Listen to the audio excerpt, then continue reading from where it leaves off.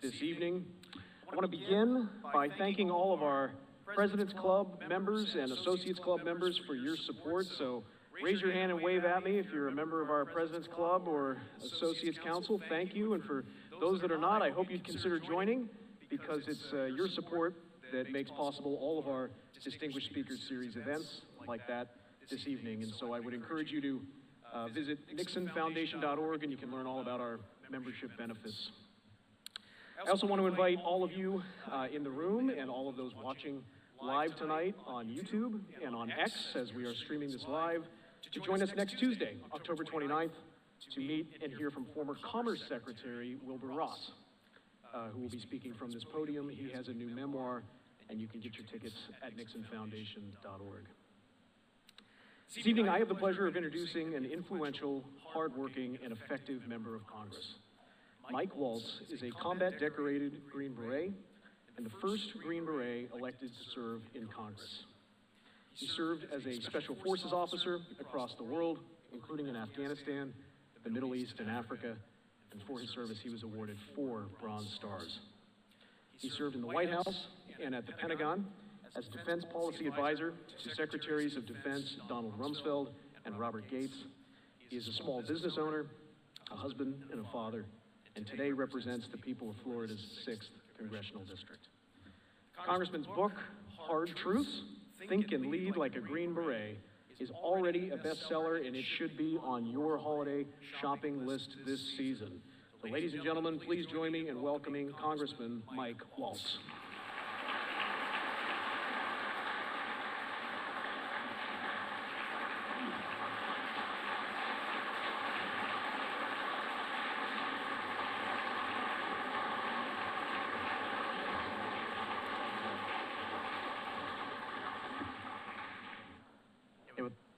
Thank you, Jim Byron.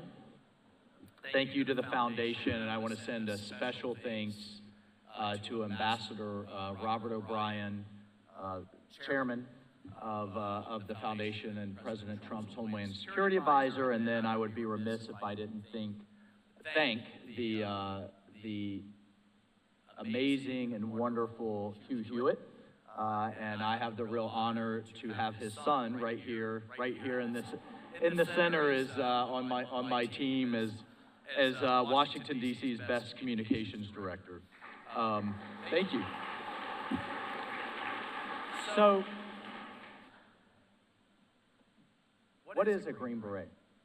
And I got asked that quite a bit in high school groups and civics groups and others that I was talking about. People would ask me all the time, like, hey, a little bit embarrassed, but what's the difference in a Green Beret and Navy SEAL and an Army Ranger? They kind of know we're all elite special forces, but, you know, what's the difference except for the SEALs swim a lot? And you know, and I think the easiest way to describe it is we all remember the Osama bin Laden raid, right? And that was a lightning raid, other side of the world, heavily defended compound, middle of the night, and the SEALs and Rangers went in and put 2 bullets on the forehead of the world's most dangerous terrorist, got justice for the victims of 9/11, and got in and got out. And there's, I mean, I never want to get in a firefight with Navy SEAL near a boat or near the water. Green Berets are different in that we take a much longer approach. We operate in very small teams. We have to learn local languages. We have to embed in a village, a valley, a tribe, even a partner military. And we will, if we're doing our job, you know, rather than kicking in the doors, which we can do, we'll have the locals kicking in doors for us, right? By, with, and through our local adversaries. And that takes a very different mindset that I talk about in the book, and different attributes. We are often very alone, very afraid. Half the times these warlords would soon turn on us as they would the bad guys and kill us if we cross them. And so I talk about in the book the different attributes that I learned serving in Africa and Afghanistan, across the Middle East. And what are those attributes where I can coalesce and build a coalition of local tribes who speak a different language, have a different religion, have totally different interests and motivations, sometimes not so great. And if I can do that, how do I apply that now to the tribes of the DC Swamp? And there are many days I'm not sure which is tougher. And so that really is kind of the basis for the book. I was, just for a second, I just want to say, I was really struck walking through the library today and how much President Nixon utilized the Green Berets. We were actually founded post-World War II under Kennedy. He's the one that bestowed the Green Beret on us, where he saw that, you know, there was going to be a lot of middle gray zone between all-out nuclear war, which was the focus of the Eisenhower administration, and just world peace. That there would be these proxy fights, guerrilla warfare, with Soviet-backed remember in the middle of the Cold War, as communism was taking over country after country, we had these freedom fighters that were reaching out for their freedom and to overthrow these regimes oftentimes. And so our motto is Deo Presso Liber, to free the oppressed.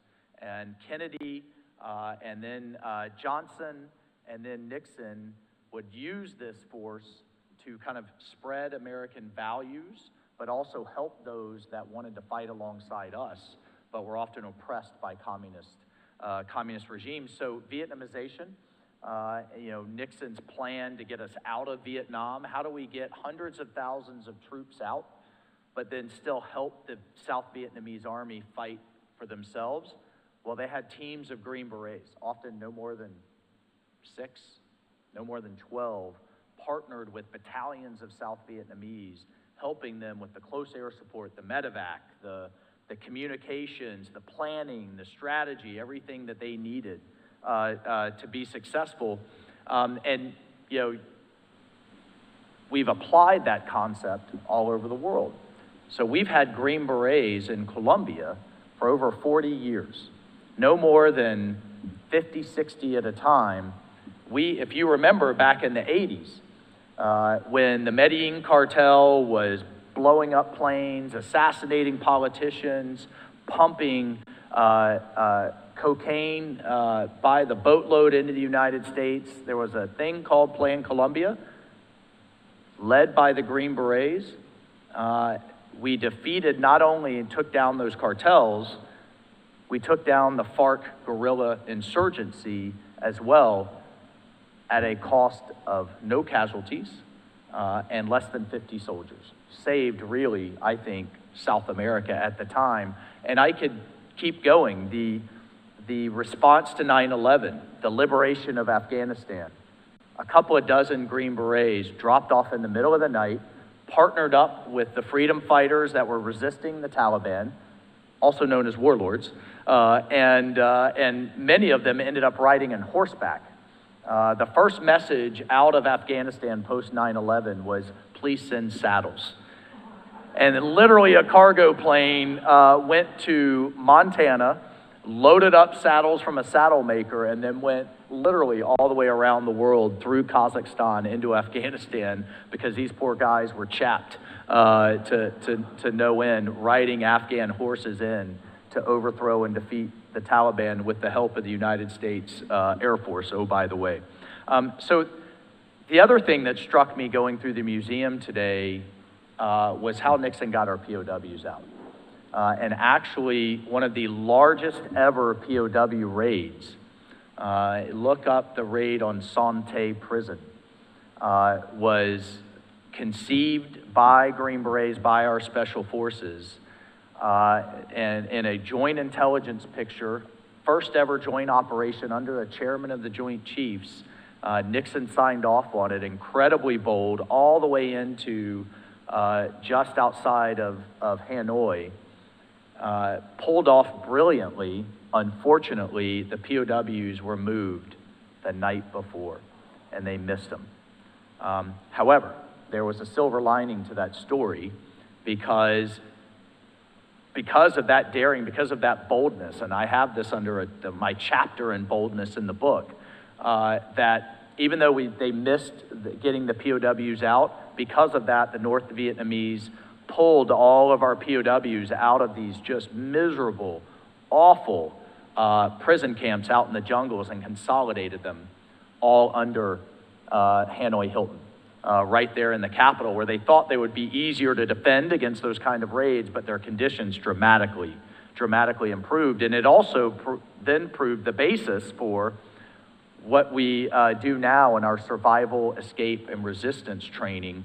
Those experiences from those POWs that Nixon pulled out turned into our trainers for how we learn to resist interrogation, and because we're often, well, we are trained to go behind enemy lines, but what happens if you're captured? How do you resist? How do you deal with all of that? It was just really striking going through the library today. So in each chapter, I talk about a different attribute that I've seen downrange, and then how do you apply it today? In the first chapter, believe it or not, it's kind of counterintuitive, I think, to some, to a commando or elite special forces officer is restraint. And I tell the story of, we were told to hold the line, and again, in classic Green Beret fashion, it was just 3 of us, 3 Americans, partnered with a task force of 90 Arabs from the UAE and Jordan. They were allies and on our side, in the mountains of Afghanistan, partnered with another 180 Afghans. So 2 things. One, that's as close to Lawrence of Arabia as I'll probably ever get, because we were out there, again, just 3 of us, and 1 of us was awake at all times, believe me. And if I never eat goat again the rest of my life, I'll be okay, because we were literally living off the land, and I never got too far away from my bag of Imodium and my bag of Cipro, from what I called the intestinal jihad that Al-Qaeda would release on us. But we were told to hold the line. In no uncertain terms, we were protecting the flank of an Australian task force that was clearing an entire valley of Taliban and Al-Qaeda fighters. It was days-long firefights, and sure enough, as soon as we established the line, we came under mortar fire. And these mortar rounds were walking in, and we knew pretty soon they were going to be right on top of us. And very quickly, my sniper, through his scope, sees a probably 10, 12-year-old little boy up on a hill. And every time this boy picked up his cell phone to his ear, we could see him through the scope, another round came in, and then another round came in.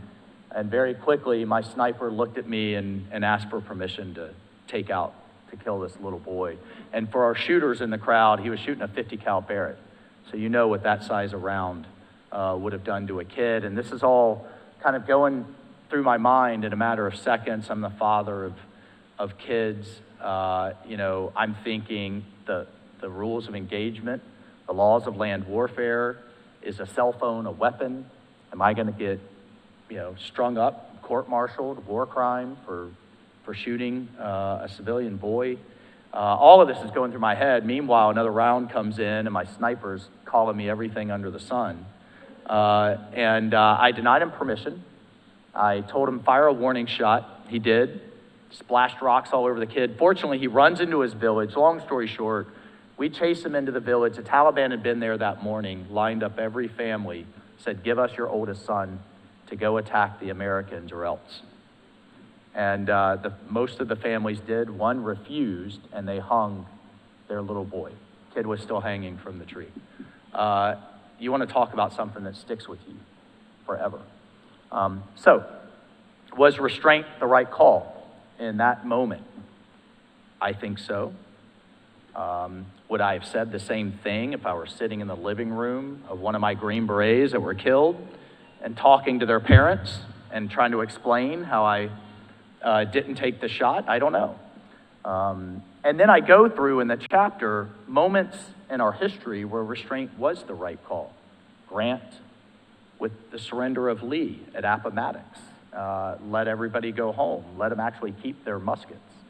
I think prevented guerrilla warfare in the South for decades to come. H.W. Bush, Persian Gulf War I, everyone under a ton of pressure after that spectacular success, go all the way to Baghdad and take Saddam out. He stopped in Kuwait and put limits on the mission. Even so, a lot, I think, forgotten heroes in history. There's a Soviet submarine captain, Andropov, Vasily Andropov, that was ordered during the Cuban Missile Crisis, when we had a naval blockade around Cuba, to fire a nuclear-tipped torpedo into the middle of our fleet, and he refused. Went to the Gulag for it, Soviet Gulag, not good. But he held his ground, and I think saved the world, right? So in each of those, or even arguably, I would argue, even President Trump, keeping us out of wars. And you know, if you look at his response to Iran, Iran attacks international shipping, he shows restraint. Attacks Saudi's largest oil company, shows restraint. Shoots down a drone, shows restraint.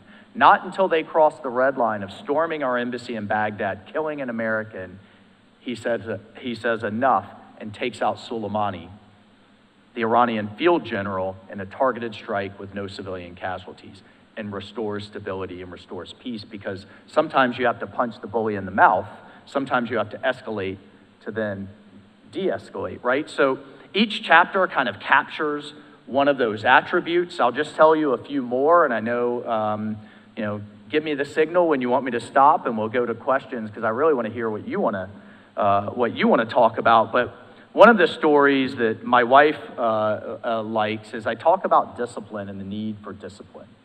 And how in Ranger School, what they would do, I mean, this was, you know, the type of school where they say, you're in charge, go conduct over that mountain, cross that stream, conduct an ambush to standard. The problem is you've been starving for days on end, and you haven't slept for more than probably about half an hour a night. So this platoon you're supposed to lead is literally hallucinating, and your body's consuming itself because you're so hungry. I lost 31 pounds in that training. And what they would do is they would give you like 4 MREs for 6 days. And of course, everybody would consume all 4 by like day 1.5, right? And then you go the next 4 or 5 days with nothing, and the next mission was actually to link up with a helicopter for a resupply.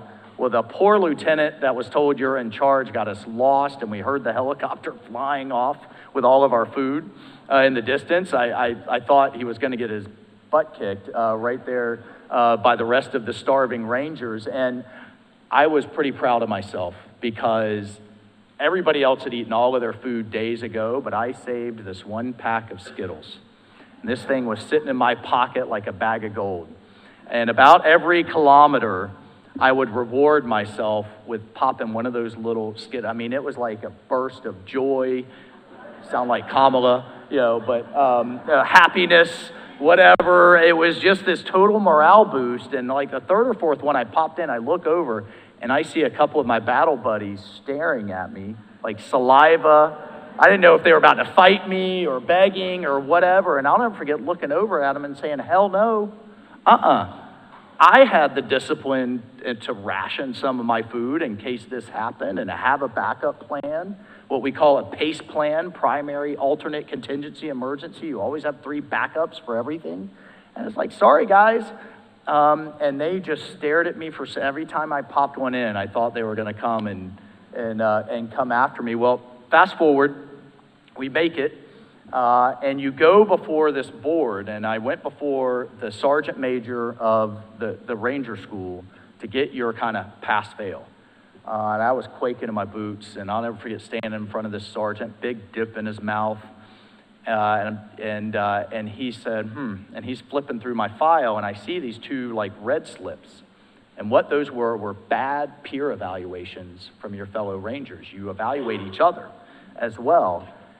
And I saw 2 of them, and I'm like, those sons of, man, if I don't, because they didn't. And so he starts asking me about it, and I'm getting defensive. I'm explaining, well, I had the discipline, and I, you know, rationed my food, and those guys did, and da-da-da-da. And he cuts me off, and he said, I see in your psychological profile there, Lieutenant, that you describe yourself as a Christian, as a follower of Jesus.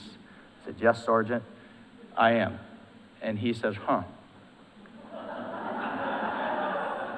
He said, what would Jesus have done?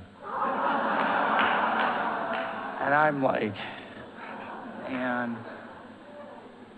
I said, Sergeant, Jesus would have given him his whole bag of Skittles. You're right. He said, damn, you're damn right I'm right. Sergeants are always right. And he guts up in my face and like dip spit is all over me. He's right here. And after he calms down, he said, you know, I'm going to let you pass there, Lieutenant. I'm going to let you wear that Ranger tab. He said, but you just remember this. When you have enough self-discipline as a leader, that's not just about taking care of yourself. It's about being a servant leader, as Jesus was, and taking care of your men and taking care of each other, even when they fall short, right? So each one of these, lessons that are burned into my brain that I've very much tried to apply as I've led in business as a CEO and now leading in Congress as a chairman of the Subcommittee on Military Readiness, where we are really struggling. I'll never forget one of the others, and that's how we have to adapt in these situations, and how we have to think about these conflicts that we're in, and how we apply our values and our goodness as Americans to these conflicts. And believe it or not, one of the other lessons about adaptation that I learned was from an illiterate Afghan elder who was also a warlord, who had a militia of about 1,500 that were kind of riding the fence. They weren't on our side, but they weren't on Al-Qaeda and the Taliban side either, and I wanted them working with us. I spent so much time with this guy. My teeth were brown from drinking Afghan tea for hours and hours, building that relationship, building that rapport. And this is, again, how we're different than just a lightning raid, kill the bad guys, and get out, which we can do that too. But this one, I wanted those 1,500 on our side, right? And I'll never forget, he was going on in some of these meetings about his secret weapon. Oh, Commander Mike, I have this secret weapon. This is how we're going to defeat the extremists. They'll never be able to fight back against this secret weapon. And after a while, my intelligence sergeant, who would sit in on these, was like, hey, sir, we got to see this thing. And so I confronted him in one of the meetings, and I said, Gaforzai, no more cash, no more training, no more, until I see what this is. I could get in a lot of trouble here. And he said, okay, Commander Mike, fine. He sends his guys in the back, and I hear a bunch of rustling, rumbling. I didn't know what he was was he gonna bring out some Stinger missiles, some kind of Iranian landmine? I didn't know. You know what came out? Out walks his 2 daughters. And this is a part of Afghanistan, I had never seen a woman without a burqa, completely covered. They come out beautiful, long hair, standing tall, standing proud. And again, this isn't a part where you don't even sit in the same room as a woman. He was smuggling his 2 daughters and other women from his village and his tribe to India to get trained as doctors and lawyers and engineers. And he says, this is how we win, right? Because this is what the extremists hate. And if you think about, remember Malala Yousafzai, the young Pakistani girl who was literally shot in the face for daring to go to school and defying the local extremist orders that no girls go to school. What did she say? She said, the thing the extremists fear the most is a girl with a book, right? And he said, you want to know how we win? And again, this man is an illiterate, did some not great things in terms of human rights and what have you, but he understood the strategic vulnerability of these extremists. And he said, you want to know how we win, how we know we're winning? When they are marching in Tehran, when they're marching in Islamabad, when they are thriving in civil society and in politics and in business, it won't eliminate extremists and extremism and Islamic extremism, but they won't be in charge anymore because they will, right? So that kind of different strategic thinking is how Green Berets think differently or how we learn and absorb. So I'm now the co-chair of the Women's Peace and Security Caucus because if you think about societies where girls are educated and women are thriving, you don't have an extremism problem, right? So it's not just a kind of a nice to have human rights issue, it's a national security issue. And I want to keep our division. He said, I'll take a division of them over a division of your soldiers any day in terms of the strategic effect. I'll just a couple of more things that I talk about in there. You remember I have a chapter on loyalty because you have to build a level of trust with these militias, militaries, whatever you want to call them, that we are embedded with. And I talk about in two different instances. If you remember Bo Bergdahl, you remember the traitor that walked off his base and defected to the Taliban? I had to lead the search for him, unfortunately. We knew at the time that he had stacked up his gear, he had left his weapon behind, he had sent emails denouncing America, denouncing what we were doing there, and defected to the Taliban, was actually helping them by sharing our tactics, techniques, and procedures. Absolute traitor. I never thought I would wake up one morning and see his parents standing next to President Obama declaring him a hero. And Susan Rice, as National Security Advisor, if you remember, saying he served with honor and distinction on the Sunday talk shows, right?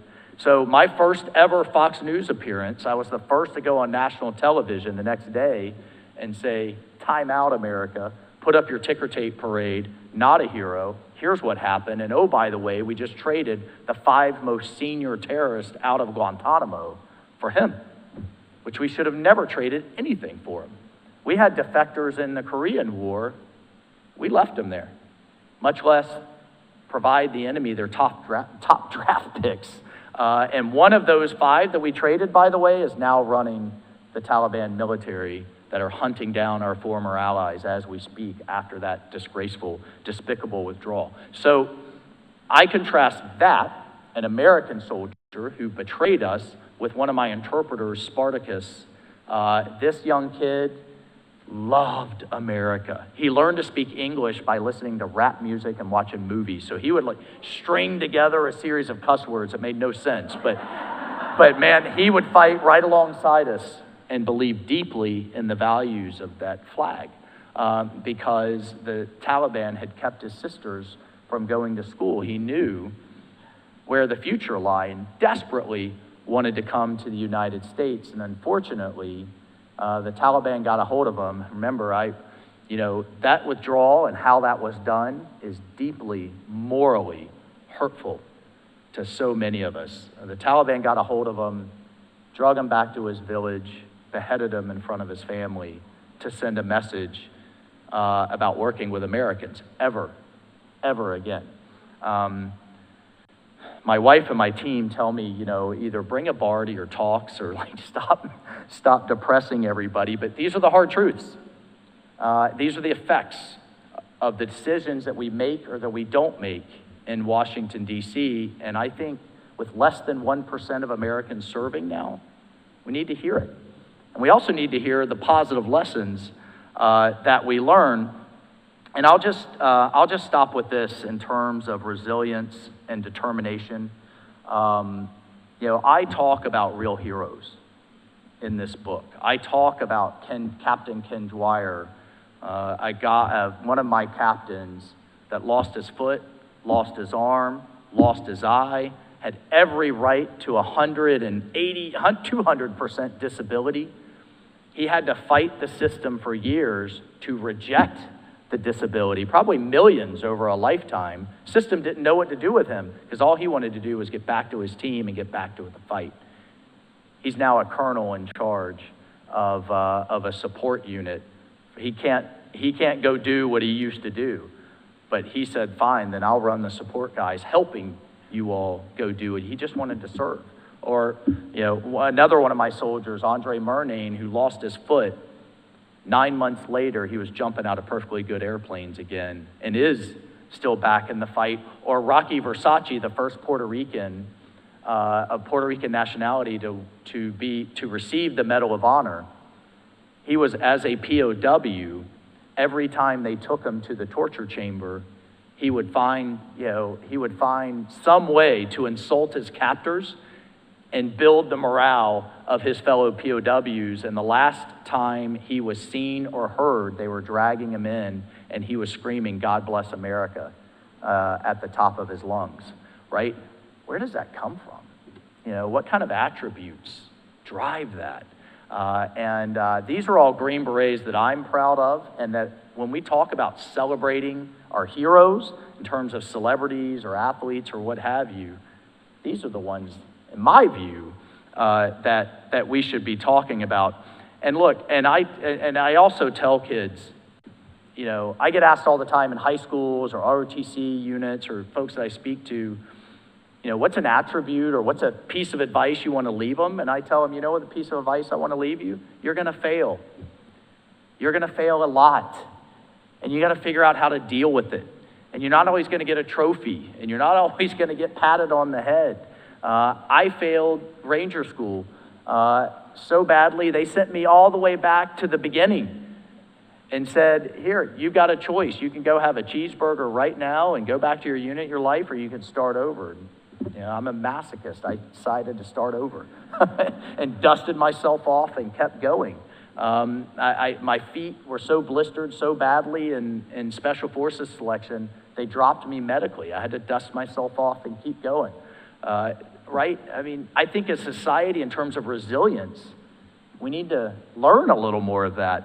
And look, it's just not all doom and gloom. I'll just share with you one good news story, and this is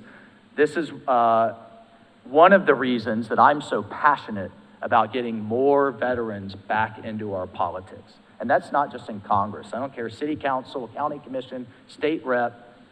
It's about the ethos that we bring and that we learn through those crucibles, right?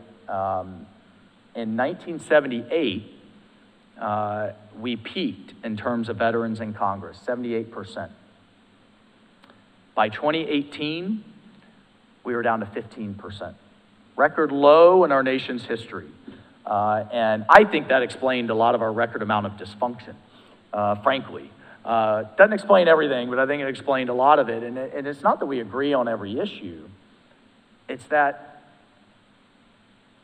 we have a mission mindset. If you don't accomplish the mission and move the ball forward in combat, bad things happen. And in business too, for that matter. But in politics, in Washington, it seems to be able to kind of perpetuate itself. Well, as veterans, we know how to come together. If we were willing to die just a few years ago on a tank, plane, or ship together, then we can come together and move the country forward.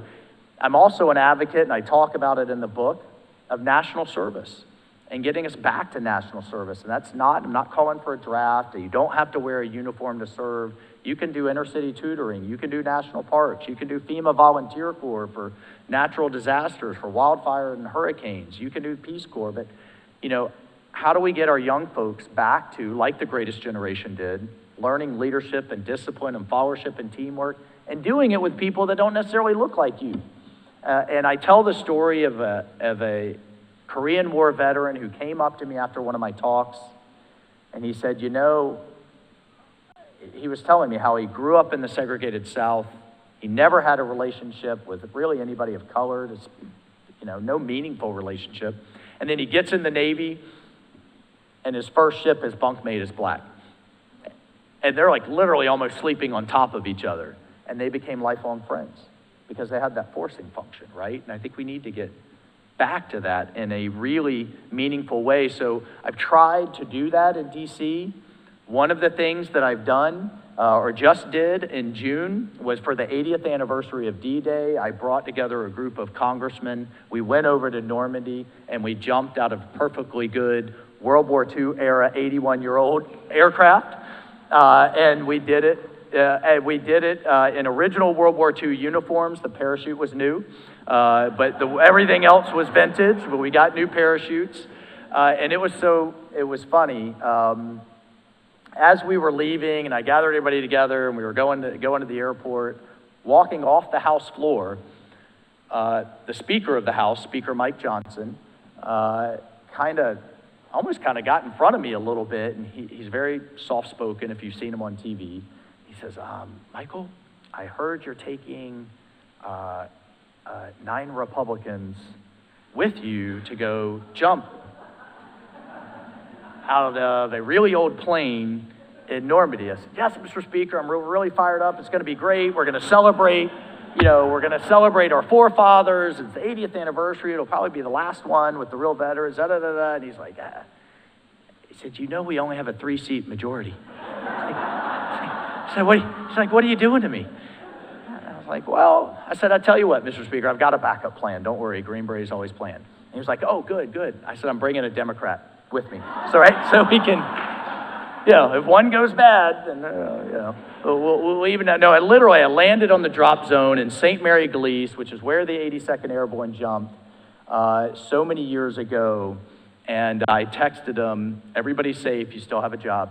We're good. But the other piece to that was we jumped with a 97-year-old paratrooper. This guy hadn't jumped since 1944, literally. And I'll never forget, he was kind of strapped onto a buddy of mine, tandem.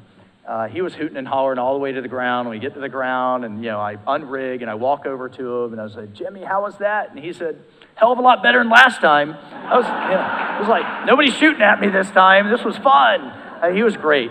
And the other thing, look, if you haven't been to Normandy, please add it to your bucket list. Please. You will see more American flags flying on French homes than you'll see in Main Street, USA. And these veterans, the youngest was 97, the oldest was 107. And as they're being wheeled through these little French towns, which look like they haven't changed in 80 years, lipstick all over their cheeks, bouquets of flowers and bottles of wine. And I mean, they are treated like the absolute rock stars that they are by the French. I mean, there's little kids running around with American flag t-shirts on. They're French kids. If I could take every high school class in America over to see that, you would think D-Day had happened last week. How much they appreciate their freedoms and how much they are taught that it can be taken away. Okay, well, look, I'll stop with that. I know I said that a few times now, but a lot to cover. I will say with the book, none of the proceeds are coming to me. They're all going to veterans charities, one of which is one of the families, one of the Green Berets that I didn't bring home. So thank you. It's great to be with you, and I think we're going to go with questions. Yes, thank you, Congressman.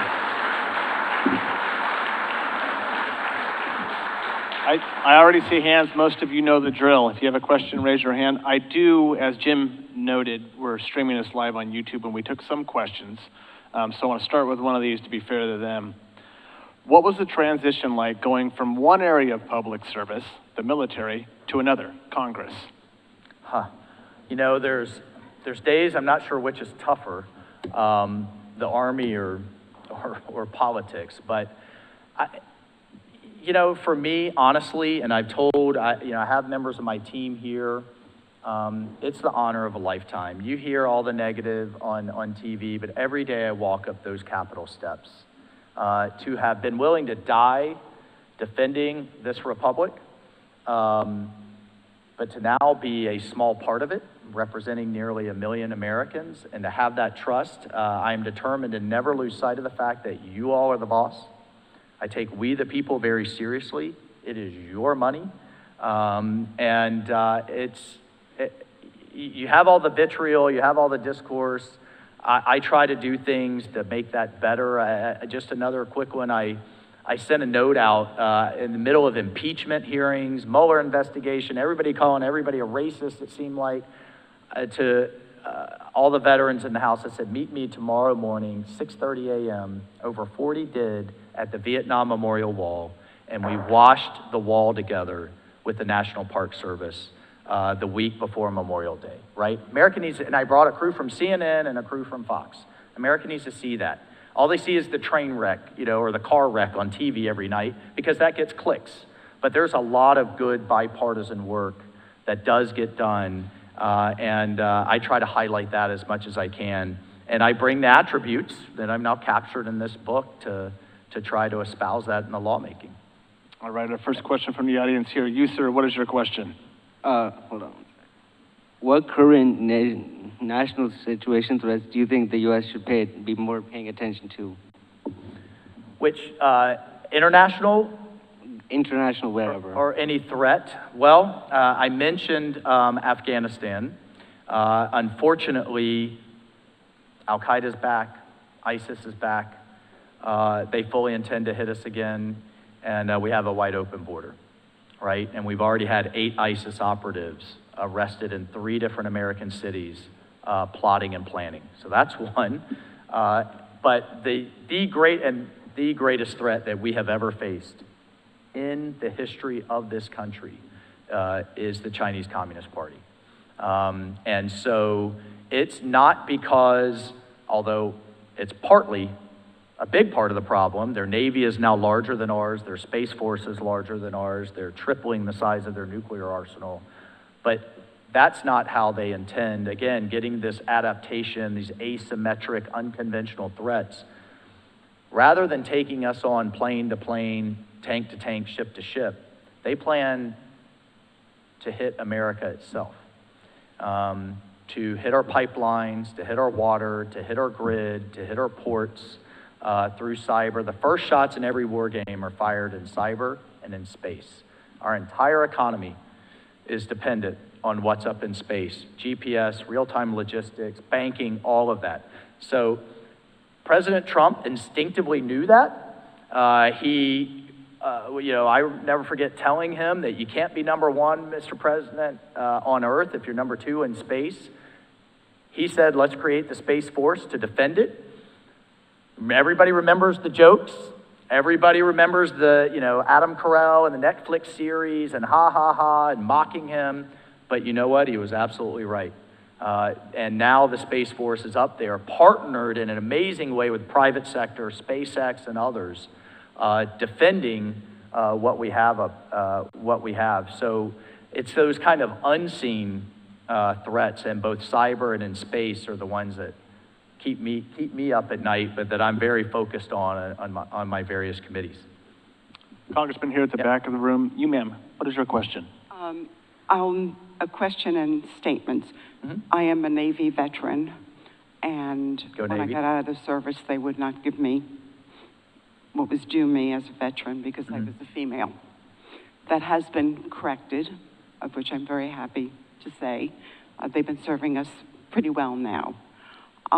Through the VA? When I got out of the service, I could not get any VA benefits. Oh, okay. Because I'm as a female. Okay, They would not. I'm glad to see that improved over the years. good. And I'm grateful for that. I also have a grandson who's a nuke in the Navy. Smart. Yes. And last but not least, do you think they'll ever do the draft again? I'm a proponent of the draft. I'm curious to know what your thoughts on that. I don't think so as a society. We are in a bit of a debate right now whether we keep the selective service so that everybody can be signed up in case we need it. But I'll tell you what, one could only imagine, I don't think we'll go to a draft, all draft military, but I am a proponent of keeping the selective service in case we have such a national emergency that we need to go back to it in case of break glass and go and in case of an emergency. And one could only imagine, we had a pandemic with a less than 1% mortality rate, but every pandemic that has come out of China in 06, in 08, in 12, and then now in 20 has been exponentially more deadly than the last. So one could only imagine if one were, say, 30, 40, 50%. I mean, God help us all, right? And we will need every American, every able-bodied American to stand up and secure us. So that's kind of where I am on it, but I am a proponent of national service, right? And that's not necessarily mandatory. I think we can incentivize it. So when you hear about people wanting to give away college for free or just eliminate debt, I think the taxpayer deserves something in exchange for that. You graduate high school, you serve a year or two, whether it's in a national park or inner city tutoring or the military, great. But you serve society, and then society gives you educational benefit to allow you to further yourself in response. And I think an incentivization model is something we absolutely can and should do. So, thanks. Our next question. Sure. Yes, Congressman, given that the majority of the world's semiconductors are made in Taiwan and pretty much run the world, what's your posture on preventing Xi from taking over Taiwan? Yeah, so I talk about that in the book in the chapter on vigilance, right? Xi is openly talking about solving the Taiwan problem on his watch. The man's 71 years old, so do the math, right?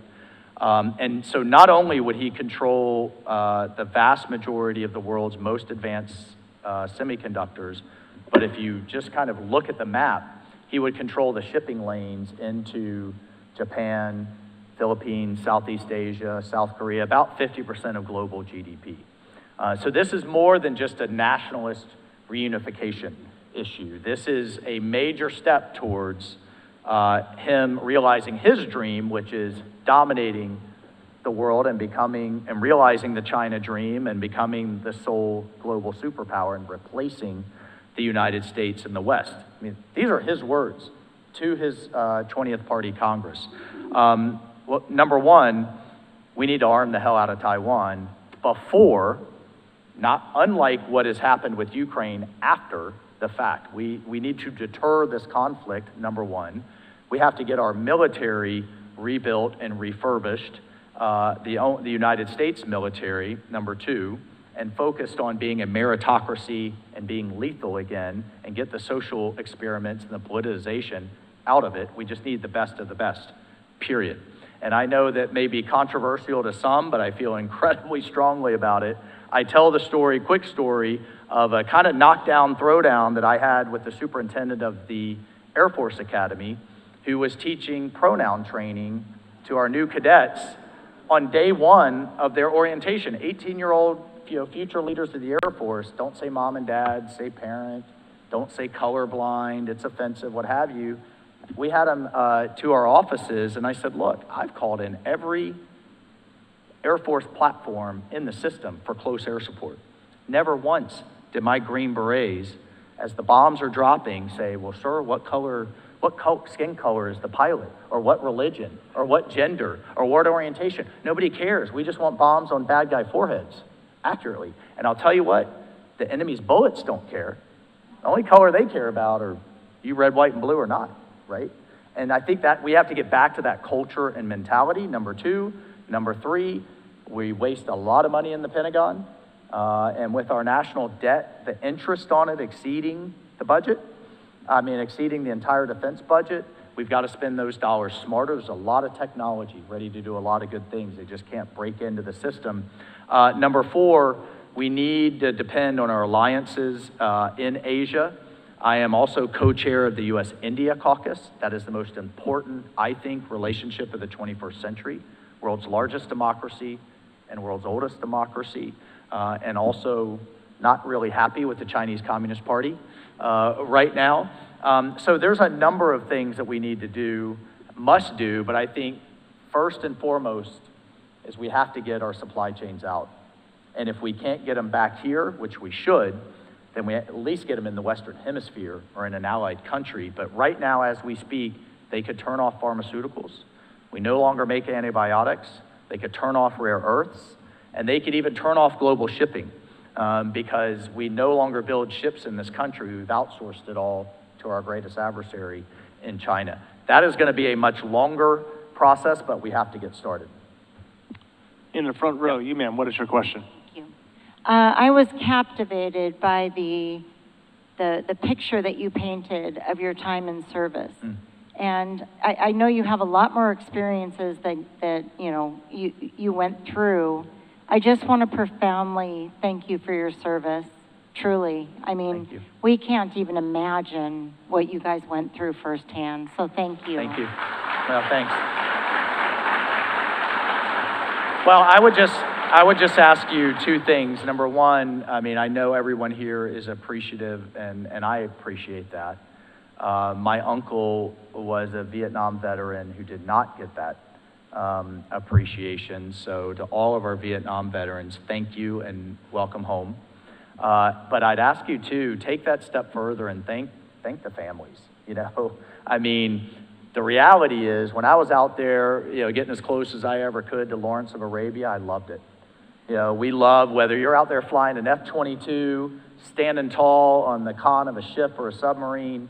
I mean, that's the Super Bowl for what you trained for, and you're doing great things for your country, but the families, you're either gone or you don't come back, or you come back missing parts. The families have to, you know, bear the brunt of that. And so my first three pieces of legislation were to support our Gold Star families and those who have truly, you know, left it all. Because you not only lose a loved one, you lose a breadwinner, you lose a father, and, you know, the spouse has to pick up the pieces and just keep going. So thank you so much. Yeah. You, sir, what is your question? It's a little broad. Your thoughts on the future of cryptocurrency? I'm pro-crypto. I know it's debatable, but when I look, again, mindset of free the oppressed, I think about people that are being oppressed right now. Fight, literally, you know, we say we fight for our freedoms. Look at the people of Venezuela that had another election stolen from them, the most prosperous country in South America, and it's in total ruin. They're literally starving. There's more refugees from Venezuela right now than there is from Syria. Think about that. And people in that situation, or I know right now we're paying and supporting the Afghans that we left behind, the ones the Taliban are hunting down as we speak for daring to work with us. We're paying them through crypto, right? We're supporting resistance groups all over the world through crypto. And so I think it is a currency of freedom. It's liberating. It's another commodity, and we should have the freedom to invest in it as we choose with appropriate safeguards so that you don't have like what happened with FTX and the public getting ripped off by con men. So that's where I stand on it. Congressman to your left. You, sir, what's your question? My question is, funding the Ukraine war, is that affecting our military preparedness? And if so, how much? It's mixed. On the one hand, well, first, take a step back. I talk about in the book going out to Ukraine, going to Kyiv and sitting down with Ukrainians and with our embassy the month before Russia invaded. And it was just astounding. I'll never forget it. They were like, please, if you give us the stingers, if you give us the weapons now, and Putin sees that we are well armed and ready to fight, he might not invade. This devastation may not happen. But everything coming from this administration was, and this was according to the embassy, who was very frustrated. No, if we arm them now, that'll be too provocative, that'll be too escalatory, that'll give Putin the excuse that he's looking for. Well, no, when you demonstrate that kind of weakness, that's what's provocative, right? And so the war should have never started. And you layer on top of that, lifting the sanctions on Nord Stream 2, comments like, well, maybe if it's a minor incursion, we may not do anything. I mean, all of these things, I think, and the way we withdrew from Afghanistan gave Putin the green light. And if you look at when Russia has invaded a neighbor, they did it under Obama in 2014, and they did it under this administration. They didn't do it under the last administration. Because I think he was, as he just said in the Wall Street Journal, I don't know if you heard it, he said, they didn't know what to do with me. They think I'm crazy. and I told Putin, I'll take the tops off the Kremlin if you touch Ukraine. It's deterrence. You have to have a healthy respect and fear of the commander-in-chief from our adversaries. So, look, I am proud to say President Trump put Green Berets in to train the Ukrainians, and he is the one, after Obama refused to give lethal aid, President Trump gave them the javelins that they had on day one.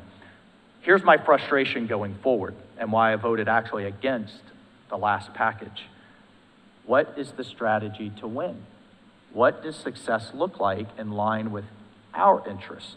How much of your money are we going to spend a blank check and just saying as long as it takes? Well, that happened in Afghanistan for 20 years in policy drift, right? That's not a strategy. And you deserve to have one articulated, or at least tell your representatives behind closed doors. I've been practically begging for years now. And then separately, the most frustrating piece is we could end this war not through providing billions in arms, we could end it through American energy. You flood the world with clean American oil and gas, you drive down the prices. Russia is a gas station with nukes. He gets all his money through his oil and gas sales, and he's selling just as much right now through India and through Hong Kong as he ever did before the war, because there's so many loopholes in Biden's sanctions. You could dry up his war machine, and Iran's, for that matter, that's funding terrorism across the Middle East, lift our LNG ban, and drill, baby, drill. Not only do you solve our inflation problem here at home, you dry up our adversary's war machine, but instead, where are we forcing the world to buy gas from? From Iran, from Qatar, from Venezuela, and from Russia. It's just asinine. It really is. And so there is a lot more to this equation than just, did you vote for more weapons or not? A lot more. And we need to take that, like I talk about in the book, that adaptive, unconventional approach. So, here in the front row, you, sir, what is your question?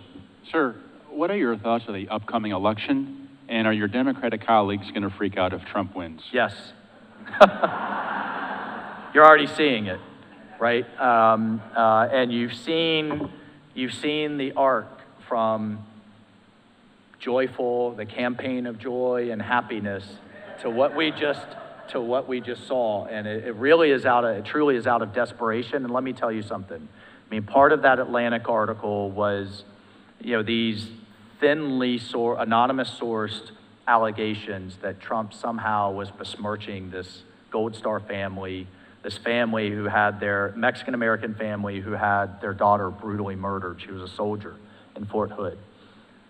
I have seen that man behind closed doors when nobody's around. The media would never know it. I was the only, kind of other official there.